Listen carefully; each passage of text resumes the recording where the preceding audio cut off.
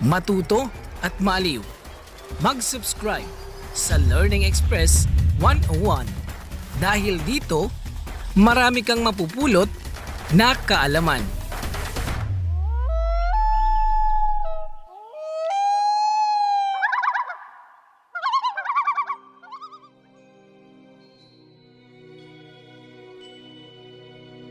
Ayan, kumusta mga ka-LE? At welcome sa ating channel, ang Learning Express 101. Kung bago pa lang kayo sa channel na ito, huwag niyong kalimutang mag-subscribe at i-hit niyo na rin ang ating notification bell para maging updated kayo sa ating mga bagong uploads. Huwag niyo rin kalimutang i-like at i-share ang video na ito sa mga tropa niyo para marami pang makasali sa ating talakayan. Kung gusto niyong ma-feature sa ating susunod na podcast episode, mag-iwan lang kayo ng comment sa video na ito mga ka-LE. Nga pala mga ka-LE, may sinimulan tayong bagong series kung saan tinatalakay natin ang makulay na kasaysayan ng Catholic Church. Interesado ako sa kasaysayan ng simbahang ito dahil ito ang simbahang humubog sa ating mundo. Uploaded na ang ating first episode sa series na yun mga ka-LE at kung hindi nyo pa yan napapanood, pwede nyo yung panoorin pagkatapos nyo sa video na ito. Ngayon naman mga ka-LE, sa video na ito, pag-uusapan natin ang ating walang tigil na paghahanap sa mga alien life forms ng ating universe. Mga ka-LE, alam nyo ba na posibleng may alien life forms sa mga buwan ng Saturn at Jupiter? Paano ba nasabi ng mga scientist ang bagay na ito? Bakit nila iniisip na baka nakahanap na tayo ng alien life? Paano sila naghahanap ng buhay sa universe at bakit sila natatagal ang makahanap ng alien civilization? Naku mga ka-LE, kumuha na kayo ng masarap na kalamay at kape, umupo at mag-relax dahil pag-uusapan na natin ang paghahanap natin ng alien life sa universe. Mula pa noong unang panahon, noong panahong wala pang mga bansa, ang ating mga ninuno ay tumitingala na sa mga bituin kung saan sila ay namamangha. Madalas nilang nai-imagine ang mga bituin bilang mga buhay na nilalang tulad ng mga Diyos o hindi naman kaya bilang mga mahal nila sa buhay na yumao na. Pinagtataka nila kung ano ba ang mga liwanag na ito sa langit at kung kaya ba nilang mapuntahan ang mga ito. At kanilang tinatanong ang kanilang mga sarili kung may tao rin ba sa mga bituing kanilang natatanaw. Ngayon mga ka-LE, pinaniniwalaan na ang sinaunang Greek civilization ay meron ng malalim na idea pagdating sa life forms sa ibang mundo. Ang sinaunang Greek novel na pinamagatang A True Story ay ang pinaniniwalaang pinakaunang science fiction na naglalaman ng mga kwento tungkol sa paglalakbay sa outer space, alien life forms at giyera sa loob ng solar system. Ang Greek philosopher nga na si Anaxagoras ay inaresto at kinulong matapos niyang imungkahi na ang buwan ay hindi isang Diyos kundi isang bato at ganoon din ang araw, ngunit ito ay isang mainit na bato. Naniniwala rin siya na may iba pang life forms na naninirahan sa buwan at iba pang mga mundo. Noong unang panahon pa lang, naniniwala na ang ilang Greek philosophers sa alien life pero wala silang teknolohiya upang humanap ng mga ebidensyang magpapatunay sa idea nilang ito. At ngayon mga ka-LE, ang idea na may buhay sa ibang celestial bodies ay nasa sa atin pa rin hanggang ngayon. Hindi katulad ng mga Greeks, tayo ay may mga teknolohiya na upang mapag-aralan at makita natin ang ibang mga mundo. At yan ang ating ginagawa sa sangay ng science na kung tawagin ay astrobiology. Ngayon mga ka-LE, ang astrobiology ay ang branch ng science na pinag-aaralan ang buhay at ang posibilidad ng life forms sa ibang mundo. Ito ay hango sa salitang Griego na astron na nangangahulugang stars o celestial body, bios na nangangahulugan namang life, at lohia na nangangahulugan namang study o pag-aaral. Sa scientific discipline na ito mga ka-LE, inaaral ng mga scientist ang pinagmulan, maagang ebolusyon, distribution at ang kinabukasan ng buhay sa ating universe sa pamamagitan ng pag-iimbestiga sa kalawakan. Ngayon mga ka-LE, iniisip nyo siguro na para saan ba ang pag-aaral na ito, no? Meron ba talagang buhay sa ibang mundo? Meron ba talagang mga aliens? Hindi pa natin masasagot ang direkta ang mga tanong na yun mga ka-LE. Hindi pa tayo sigurado dahil sa ngayon, wala pa tayong nakikitang direct evidence ng alien life. Pero pwede tayong mag-imbestiga at manghalap ng impormasyon na magpapalaki ng ating kasiguraduhan na meron pang ibang life forms sa universe bukod sa atin kahit na hindi pa natin sila nahanap. Sa katotohanan pa lang na sobrang lawak ng ating universe, magkakaroon na agad tayo ng idea na walang limitasyon ang posibilidad ng buhay. Ngayon mga ka-LE, bago natin tanungin kung gaano karami ang mga planeta na maaaring tirahan ng buhay, mas maigi kung tanungin muna natin kung gaano ba karami ang mga stars sa ating universe. Ang mga planeta kasi na ating hinahanap ay kadalasang nag-orbit sa mga stars. Oo mga ka-LE, ang mga maliliwanag na bituin na nakikita natin sa gabi ay mga suns o mga araw na malalayo sa atin. At sa mga suns na ito, nag-o-orbit din ang ilang mga planeta at buwan. Ang bawat bituin na natatanaw natin ay mga sarili nilang solar system na katulad ng solar system na tinitirahan natin ngayon. Yan ang bituin mga ka-LE. Paano naman ang mga planeta? Nitong mga nakaraang siglo, naniniwala ang mga unang scientist na wala nang ibang planeta bukod sa mga planetang matatagpuan natin sa ating solar system. Mahirap kasi ma-detect ang mga celestial bodies na ito dahil bukod sa sila ay sobrang layo, maliliit lamang ang mga ito at hindi sila nagliliwanag di tulad ng mga stars. Pero mga ka-LE, marami na tayong na-detect na mga exoplanets. Patunay na hindi lang sa solar system natin matatagpuan ang mga planeta. Ang exoplanets ay tumutukoy sa mga planetang matatagpuan sa labas ng ating solar system. Sobrang daming planeta sa labas ng ating solar system mga ka-LE. Ang iba nga sa mga ito ay nahahawig ang kondisyon sa planet Earth o mas maganda pa. At halos araw-araw, mayroon tayong nadidiscovering bagong planeta. Sa katunayan, sa Milky Way Galaxy pa lang, ang halos lahat ng mga bituin na ating tinitingnan gamit ang ating mga powerful telescope ay nagtataglay ng sarili nilang grupo ng mga planeta. Sa Milky Way Galaxy pa lang mga ka-LE, tinatayang higit sa 100 billion ang bilang ng mga bituin. At sa bawat bituin ito, hindi lang iisa ang planetang nag-orbit. Kaya mga ka-LE, kung ganyang kalaki ang bilang ng mga bituin sa ating galaxy, imagine niyo na lang ang bilang ng mga planetang nag-orbit sa mga stars na ito at ang posibilidad na sila ay nagtataglay ng sarili nilang buhay. Yan ang rason kung bakit mayroon tayong astrobiology dahil naiintindihan ng ating mga scientists na malaki ang tsansa na may life form din na matatagpuan sa ibang mga planeta, sa ibang bituin. Ngayon mga ka-LE, nagsimulang lumaki ang interes ng sangkatauhan sa astrobiology noong mid-1900s. Sa siglong ito kasi unang lumawak ang kamalayan at imagination ng mga tao patungkol sa buhay at sa space. Sa mga panahong ito nagsimula ang pinakaunang space exploration na nagpakita sa mga tao na ang paglalakbay sa kalawakan ay hindi imposibleng bagay. Bago kasi mangyari ang pinakaunang space exploration, naniniwala ang mga tao na science fiction lamang ang idea ng space travel. Sa mga panahong ito rin unang nadiskubre ang isang hinihinalang fossil ng sinaunang bakterya mula sa isang meteor na nagmula sa Mars. Bukod pa riyan, nasundan din ito ng pagkakadiskubre ng dalawang exoplanets na Poltergeist at Phobetor noong 1992. Dahil sa mga tuklas na ito, lalong naging curious ang mga tao at ang mga gobyerno sa tanong na kung meron din bang buhay sa ibang mga mundo. Ngayon mga ka-LE, paano ba naghahanap ng alien life ang ating mga scientist? Ano ang mga palatandaan na kanilang hinahanap? Kahit na pinag-aaralan pa rin ng mga astrobiologist ang mga buhay dito sa Earth, ang main focus pa rin nila ay ang buhay na matatagpuan sa labas ng ating mundo. Kumukuha kasi ng inspirasyon ang mga scientist sa mga buhay na naninirahan sa iba't ibang kondisyon sa planet Earth. Tandaan niyo yan mga ka-LE dahil maya-maya lamang babalikan natin ang mga yan. Ngayon mga ka-LE, may tatlong bagay na tinitingnan ang mga astrobiologist sa tuwing naghahanap sila ng buhay sa kalawakan. Una, hinahanap at pinag-aaralan nila ang mga habitable na environments o yung mga kapaligiran na friendly sa mga life forms sa loob at labas ng ating solar system. Pangalawa, hinahanap nila ang mga planetary biosignature ng mga sinauna at kasalukuyang buhay sa kalawakan. Ito yung mga bakas na madalas iniiwan ng mga life forms sa planeta kung saan sila naninirahan. Dito sa Earth, kung mawawala tayong mga tao, ang ating magiging biosignature ay pollution, mga plastic at climate change.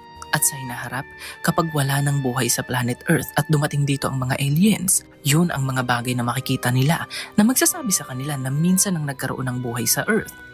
Ganito ang ginagawa ng ating mga astrobiologist sa kanilang investigasyon upang kanilang malaman kung meron bang buhay sa isang mundo noong unang panahon o sa kasalukuyan. At pangatlo, Pinag-aaralan din nila ang pinagmulan ng buhay sa planet Earth at ang maagang ebolusyon nito sa ating mundo. Ginagawa ito ng mga scientists dahil nakakatulong ang ating kaalaman sa pinagmulan ng buhay sa Earth upang malaman natin kung ang ganitong klaseng pangyayari ba ay nangyayari rin sa ibang celestial bodies. Dahil gaya nga ng sabi ko kanina, marami pang mga planeta sa ating universe na nahahawig ang kondisyon sa planet Earth. Ngayon mga ka-LE, pagdating sa mga habitable environments, anong klaseng environment ba ang hinahanap ng mga scientist? Hinahanap nila ang mga buwan at planeta na kayang suportahan ang buhay. Hindi nila agad inaalam kung may buhay ba ang isang mundo. Inaalam muna nila kung kaya ba ng mundong ito na suportahan ang buhay. Ito ay tinatawag nilang planetary habitability at ito ang isa sa mga bagay na hinahanap ng mga scientist sa ibang mga mundo. Bukod pa riyan, inaalam din nila kung ang isang buwan o planeta ba ay sagana sa carbon at iba pang mga organic compounds. Naghahanap din sila ng tubig sa ibang mundo dahil naniniwala tayo na ang lahat ng buhay ay nangangailangan ng tubig upang sila ay magpatuloy. Liquid water ang hinahanap ng mga scientist at hindi yellow o solid water.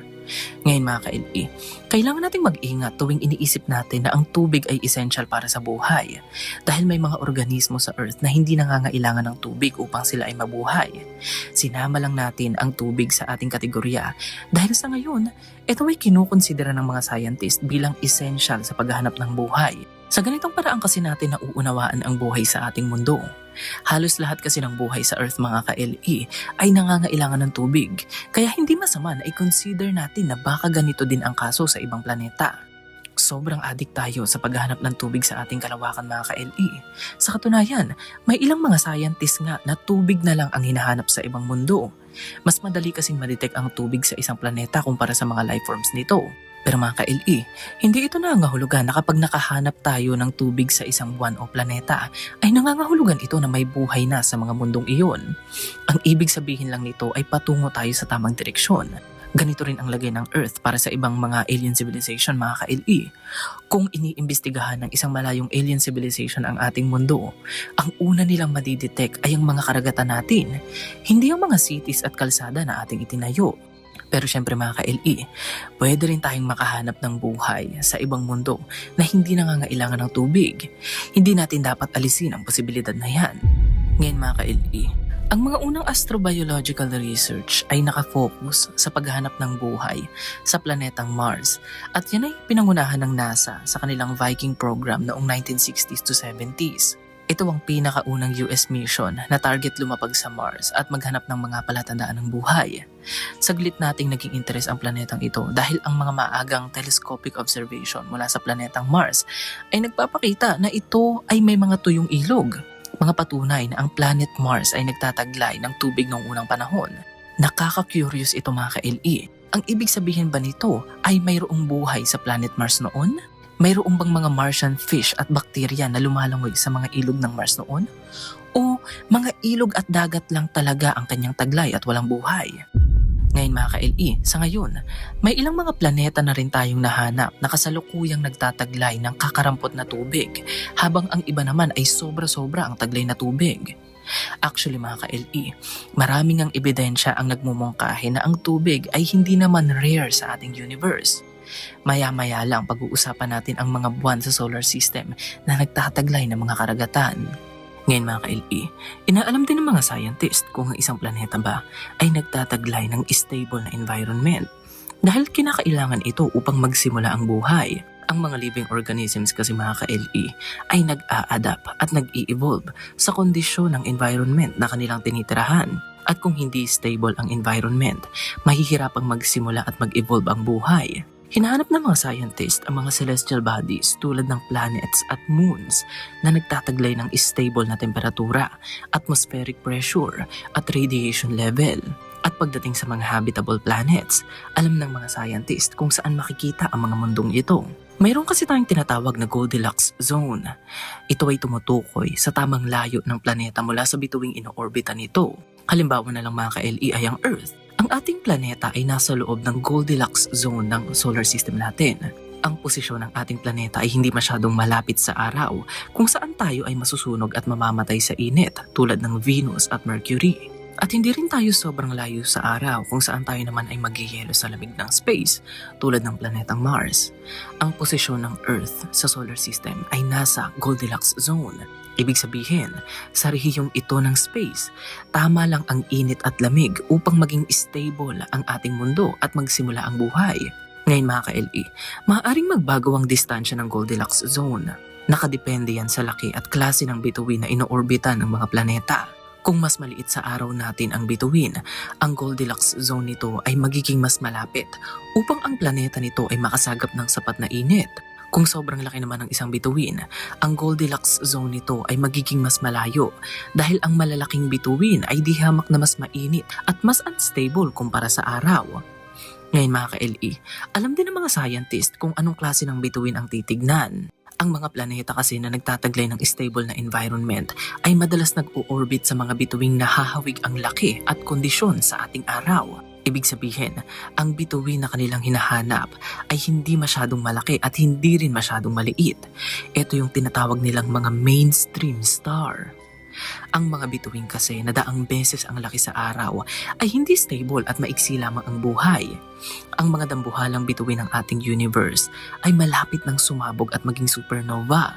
Kaya kahit meron itong Goldilocks zone, walang sapat na oras ang buhay na makapag-develop at makapag-evolve sa planetang nag-o-orbit sa mga higanting bituin. Kaya hindi lang mga planetang nahahawig sa Earth ang hinahanap ng mga astrobiologist, hinahanap din nila ang mga bituing nahahawig sa araw.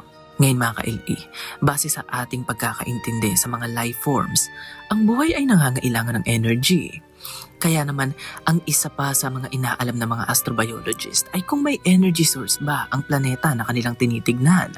Ang mga energy source na ito ay posibleng heat energy na nanggagaling sa mga bulkan sa ibabaw ng lupa at ilalim ng dagat.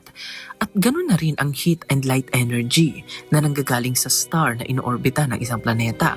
Dito sa planet Earth, ang majority ng energy source ng ating mundo ay ang araw. Pwede nga natin sabihin mga ka-LE na ang araw ang literal na bumubuhay at nagpapaikot sa ating mundo. Malaki ang nagiging tulong ng mga extremophiles organisms upang mas lumawak ang ating pagkakaunawa sa buhay. Ano ba itong mga extremophiles na ito mga ka-LE? Well, sila yung mga organisms. Madalas ay mga microorganisms tulad ng mga mikrobyo at bakterya sa Earth na may kakayahang mabuhay sa mga extreme na kondisyon ng kalikasan. Ipinapakita ng mga organismong ito sa atin na halos walang limitasyon ang buhay na makapag-adapt sa environment na tinitirahan nito. Binibigyan nila tayo ng idea na maaaring makasurvive ang buhay sa mga lugar na sobrang init, sobrang tuyo at sobrang lamig. Paano ba naman kasi? Ang mga extremophiles kasi dito sa planet Earth ay naninirahan sa mga lugar na hindi makakasurvive ang ibang organismo. Tulad na lang ng pinakailalim ng dagat, mga tuyong disyerto, loob ng bulkan at marami pang iba. Ang ilang halimbawa ng mga extremophiles mga ka-LE ay ang mga organismo na kung tawagin ay deep sea extremophiles. Ito ang mga organismo, madalas ay mga microorganisms na nabubuhay sa pinakailalim ng dagat, sa mga lugar na may binubugang nakakalasong gas at nagtataglay ng matitinding pressure at napakainit na temperatura. Ang lugar na kanilang tinitirahan ay hindi na naaabot ng sinag ng araw, pero nakakasurvive sila dahil sa init ng kanilang kapaligiran. Ang isang halimbawa ng deep sea extremophiles mga ka-LE ay ang Pompeii worm. Ang uod na ito na nadiskubre noong 1980 ay may habang 5 pulgada. At natagpuan itong naninirahan sa mga hydrothermal vents system o sa mga bulkang matatagpuan sa ilalim ng dagat. Ito ay isang heat-tolerant organism at kaya nitong mabuhay sa temperaturang aabot sa 80 degrees Celsius. Ang init na yan ay malapit na sa boiling point ng tubig. Ngayong nakilala na natin ang isang extremophiles na kayang manirahan sa mga basa at mainit na lugar, silipin naman natin ang mga organismo na kayang mabuhay sa mga tuyo at mainit na lugar. Kilalanin natin ang desert extremophiles. Ang mga desert extremophiles ay ang mga organismong well-adapted sa mga lugar na sobrang init, sobrang tuyo at nakakatanggap ng matinding UV radiation tulad ng mga disyerto. Ang mga organismong ito ay may specialized adaptation sa ganitong klaseng extreme na lugar. Ang isang halimbawa nito mga ka-LE ay ang Sahara Desert Ant. Ang langgam na ito ay isang heat-tolerant na langgam. Ibig sabihin, kaya nitong mabuhay sa sobrang init at matinding UV radiation exposure, mga kondisyon na lagi nitong nararanasan sa lugar na kanyang tinitirahan.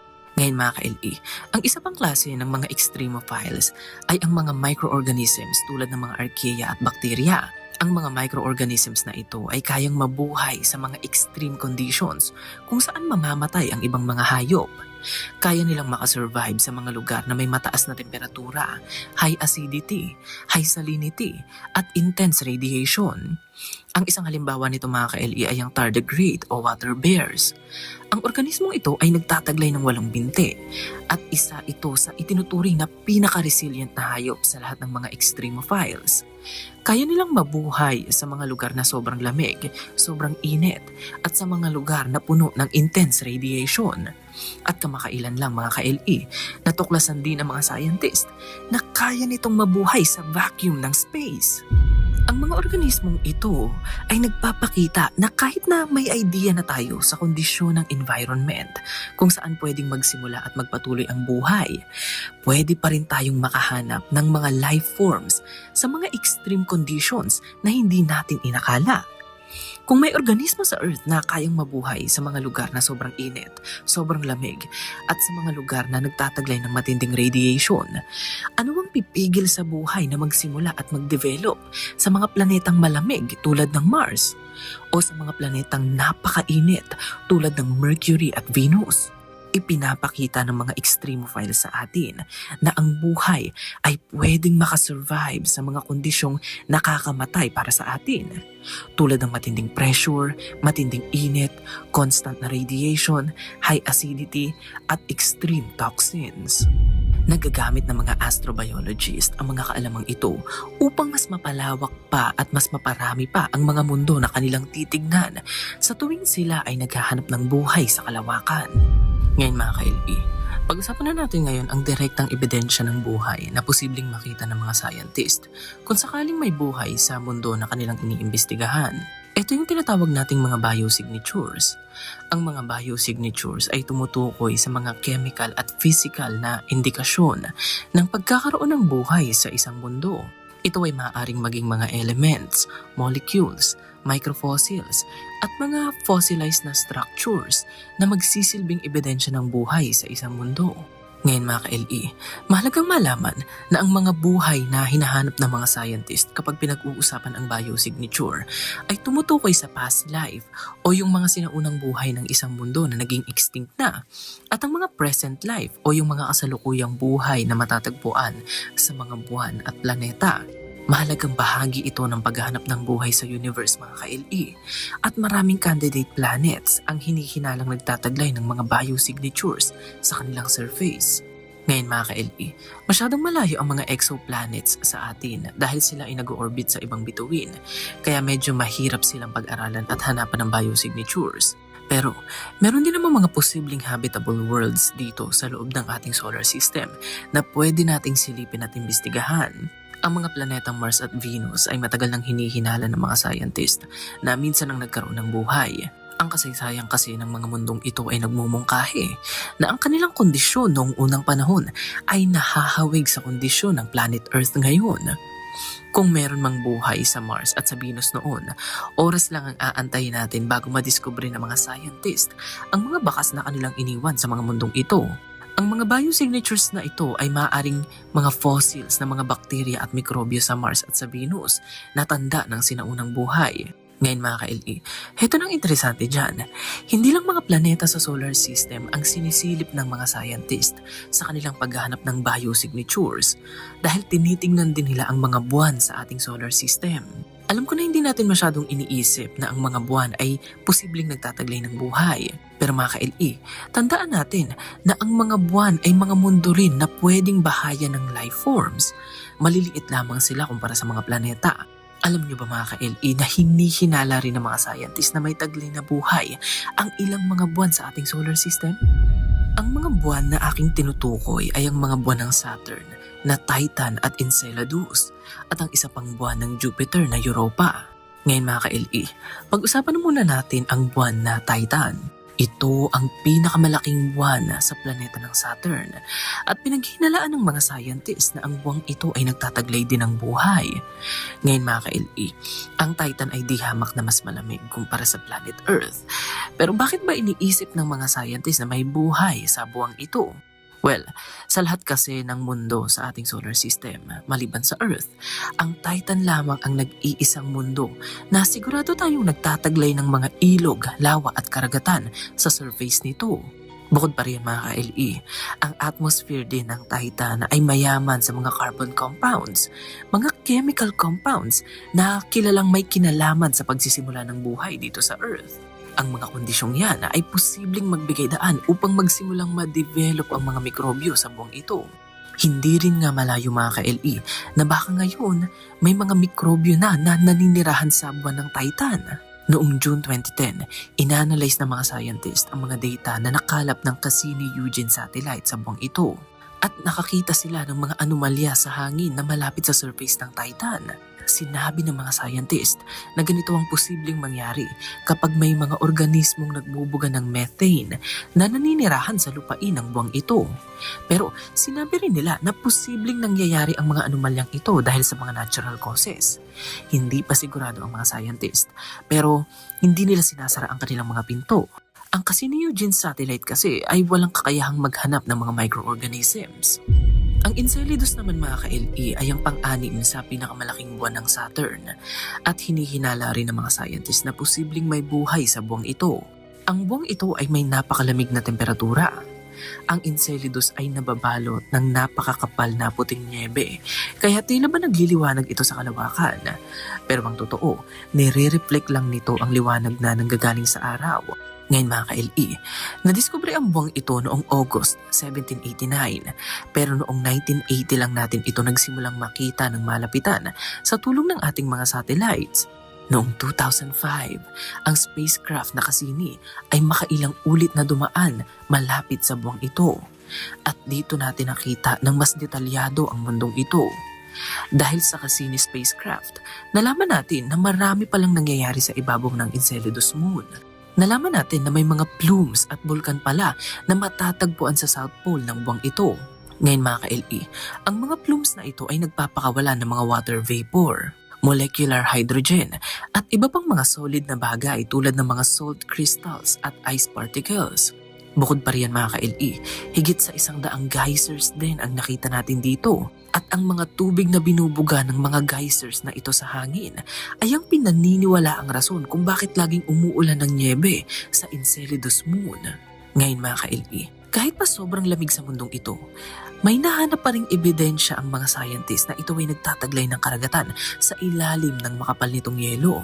Iniisip niyo siguro kung paano magkakaroon ng underground ocean ang isang napakalamig na buwan, no? Well, nangyayari ito mga ka-LE dahil sa tinatawag na orbital resonance. Ibig sabihin nito mga ka-LE, nakakaapekto ang gravitational pull ng Saturn at ng iba pang mga buwan sa temperatura ng Enceladus. Sinasabing nagkakaroon ng alon sa mga underground oceans ng mundong ito, dahilan upang uminit ang loob ng Enceladus Moon at magkaroon ito ng geological activity. Inanalyze ng Cassini spacecraft ang mga plumes na binubuga ng buwang ito at dito nila nalamang mayroong mga hydrothermal activities na nangyayari sa ilalim ng makapal na deposito ng niebe.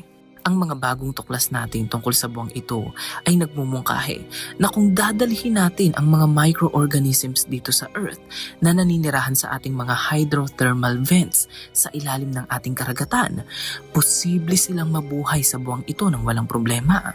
At yung mga chemical na binubuga ng mga plumes ng Enceladus ay posibleng nagmumula rin sa mga organismong naninirahan sa ilalim ng underground ocean ng buwang ito. Uulitin ko mga ka-LE, hindi pa sigurado ang mga scientists dyan, pero hindi nila sinasara ang kanilang pinto. Ngayon mga ka-LE, pag-usapan naman natin ang buwan ng Europa, ang isa sa mga buwan ng planetang Jupiter. Ang buwang ito ay ang pinakamalapit na nag-orbit sa Jupiter at kaya natin itong matanaw dito sa Earth. Base sa obserbasyon ng mga scientist, ito ay nagtataglay ng manipis na atmosphere na binubuo ng oxygen at iba pang gases. Ang Europa ay hindi katulad ng ibang mga buwan. Kung ang ibang buwan ay puno ng craters at mga bundok, ang Europa ay nagtataglay ng makinis na kalupaan. At ang nakakamangha rito mga ka-LE ay ang karagatang matatagpuan sa ilalim ng yelong bumabalot sa Europa. At oo mga ka-LE, malaki rin ang tsansa na ang mga karagatang ito ay posibleng nagtataglay ng alien life.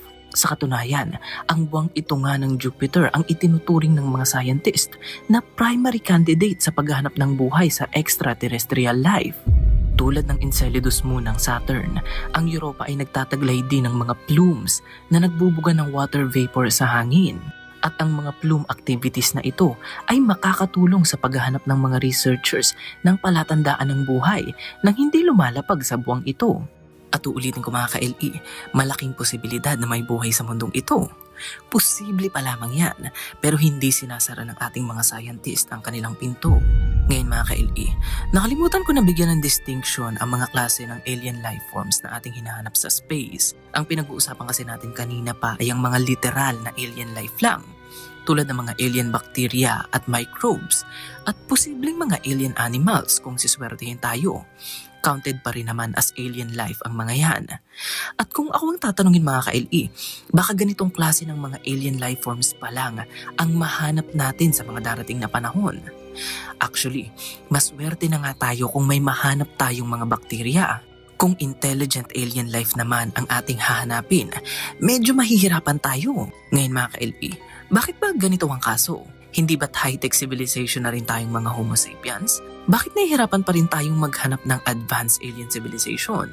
Natalakay ko na ang topic na ito sa isa nating video kung saan tinalakay ko ang Fermi Paradox at pwede niyong panoorin yan pagkatapos niyo rito.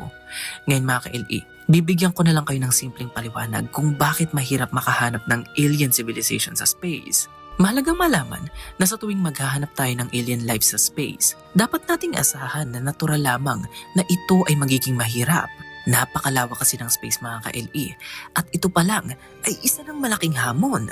Kung madali lamang nating naiintindihan na madali lamang ang pagta-travel dito sa Earth, ibang usapan na ang paglalakbay pagdating sa kalawakan. Ito ay dahil ang majority ng outer space ay maituturing nating empty space. Ibig sabihin, walang celestial object na matatagpuan sa malaking bahagi ng ating kalawakan. Sa katunayan, dahil sobrang empty o walang laman ang malaking bahagi ng ating space, ang bawat celestial object tulad ng mga planets at stars ay pinaghihiwalay ng napakalaking distansya. Tingnan nyo na lang itong isang halimbawa natin mga ka-LE. Ang Proxima Centauri ay ang pinakamalapit na bituin sa araw. Yan ay may layo na higit sa 4 light years away. Ibig sabihin nito mga ka-LE, kung kaya nating mag-travel na kasing bilis ng liwanag, aabutin lang tayo ng higit sa 4 na taon para marating ang bituing yan. Pero kung magta-travel tayo sa space sa maximum speed na kaya natin sa kasalukuyang panahon, hindi lang 4 na taon ang ating kakailanganin upang marating ang bituing ito. Dahil hindi natin kayang makapag-travel na kasing bilis ng liwanag, ang 4.25 light years na distansyang iyan ay magiging humigit kumulang 40 trillion kilometers para sa atin. At base sa ilang pagtataya, aabutin tayo ng halos 75 to 80,000 years para malakbay ang ganyang kalaking distansya. Yan ang factor ng distance kung bakit mahirap humanap ng mga advanced alien civilization. Hindi pa natin napag-uusapan ang factor ng oras at panahon. Ngayon mga ka-LE, bukod sa distansya, kailangan din nating i-consider ang katotohanan na ang development ng isang advanced technological civilization sa ating universe ay isang napaka-rare na kaganapan. Tignan nyo na lang ang kwento ng Homo sapiens dito sa planeta natin. Base sa mga tuklas ng mga archaeologist, may mga Homo sapiens na sa Earth noon pang 300,000 years ago. Ngayon mga ka-LE, isipin nyo ito. Ganyang katagal na tayong naninirahan sa mundong ito, pero nitong nakaraang siglo lamang tayo naging technologically advanced. Ibig sabihin nito mga ka-LE, mas mahaba pa ang oras na ginugol ng ating species sa primitive stage nito. At napakaiksi pa lang ng oras na ating ginugugol sa ating technological stage. Hindi ang mga primitive technology na farming, pottery making, paghahabi at pangingisda na naimbento ng ating mga ninuno ang technology na aking tinutukoy. Ang tinutukoy ko ay ang Industrial Revolution na nangyari noong 1760s kung saan mabilis na dumami ang mga makina at teknolohiya na ginagamit ng mga Homo sapiens sa kanilang buhay. At syempre, ang pagsisimula rin ng space exploration noong 1950s at ang lahat ng major events na yan ay nangyari nitong mga nakaraang siglo lamang. Isipin nyo ito mga ka-LE, higit 300,000 years nang nabubuhay ang Homo sapiens species sa planet Earth, pero higit sa 260 years pa lang tayong nabubuhay sa panahon ng advanced technology. Ibig sabihin nito mga ka-LE, maiksi pa lang ang oras natin sa ating advanced technological stage at space exploration stage. Kaya wala pa tayong nahanap na advanced alien civilization dahil maiksing oras pa lang ang ating ginugugol sa paghahanap sa kanila. Ang paghahanap ng advanced alien civilization sa space mga ka-LE ay pwede nating ikumpara sa paghahanap natin ng isda sa dagat gamit lamang ang isang maliit na kutsara. Hindi ko mo sinandok natin ang ating kutsara sa dagat ng paulit-ulit at wala tayong nahuling isda, ay nangangahulugan na ito na walang isda sa dagat. Kailangan nating ikonsidera ang limitasyon ng technology na ating ginagamit sa paghahanap ng isda at kailangan din nating isipin ang lawak ng dagat. Kailangan din nating isipin kung matagal na ba tayong naghahanap at kung naghahanap ba tayo sa tamang lugar. Ito ang magandang analogy sa paghahanap ng alien life mga ka-LE para mas maintindihan natin kung bakit ganun kahirap at ganun kakomplikado ang gawaing ito. Ngayon mga ka-LE, bukod sa paghanap ng mga planeta at moons na may tanda ng buhay, palagi rin tayong nakikinig sa space para sa mga alien civilization na posibleng nagpapadala ng mensahe sa atin. Ang communication with extraterrestrial intelligence ay ang institusyong nangunguna sa inisyatibong ito. Kung ang Project SETI ay palaging nakikinig sa space at naghahanap ng mga optical signals mula sa mga posibleng alien civilization, ang SETI na CETI naman ay ang aktibong communication system na kayang magpadala at sumagot ng mga messages mula sa space na posibleng mula sa isang alien civilization. At oo mga ka-LE, nagpadala na rin tayo ng mga mensahe sa space gamit ang mga communication systems na ito. Nakapag-broadcast na tayo sa space ng mga mathematical languages at mga pictorial systems tulad ng Arecibo message bilang pagtatangka na kontakin ang mga aliens na matagal na nating hinahanap. Ngayon mga ka-LE, ang posibleng downside lamang ng ganitong klaseng communication system ay tanging mga advanced alien civilization lamang ang makakasagap at posibleng makapag-interpret ng mga signals nating ito. Kung may mga alien na naninirahan sa ibang mundo at sila ay nasa primitive stage pa lamang, hindi nila masasagap ang ating signals. Hindi nga nila malalaman na nagbo-broadcast tayo. Kung may mga super advanced alien civilization naman na makakasagap sa ating signal, baka isipin nila na tayo ay mga primitibo at hindi rin nila tayo pansinin. Bukod sa laki ng distansya at space at limitasyon ng oras at technology, isa rin ito sa mga challenges na ating kinakaharap sa ating paghahanap ng mga alien life forms mga ka-LE. At nakikita nyo na ngayon na hindi ito kasing simple ng ating inaakala. Kung gusto talaga nating makahanap ng mga alien life forms, advanced man o hindi lang technological advancement ang ating kinakailangan. Kailangan din natin ng sapat na oras. At mga ka-LE, para sa mga taong hindi nakakaalam, hindi natin kayang bilihin o kontrolin ang oras. Ang kaya lang nating gawin ay antayin ang pagdaloy nito. Kaya sa susunod na titingala tayo sa langit mga ka-LE, para tignan ang mga bituin, lagi nating iisipin na hindi tayo nag-iisa dahil mayroon tayong mga kasama sa universe na ito. Sila ay naririyan, hindi lang natin sila nakikita. Hindi dahil sila ay mga multo, kundi dahil sila ay nakatira sa mga mundong sobrang layo. Ang Earth ay isa lamang isla sa space at tayo ang mga nilalang na stranded sa islang ito. Sa tuwing tumatanaw tayo sa mga bituin, para lang tayong humahakbang sa pangpang habang nakatingin sa kawalan. Wala tayong nakikitang mga isda, pero alam natin na sila ay nandyan.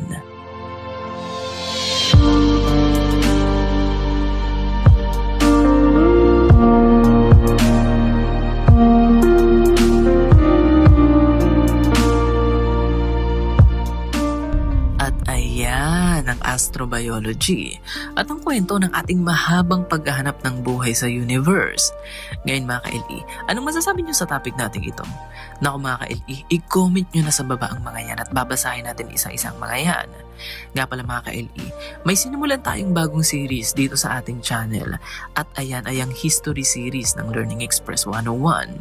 Sa seryeng ito, tatalakayin natin ang makulay na kasaysayan ng Catholic Church, ang mga lihim nitong kasaysayan at kung paano nito hinubog ang ating mundo.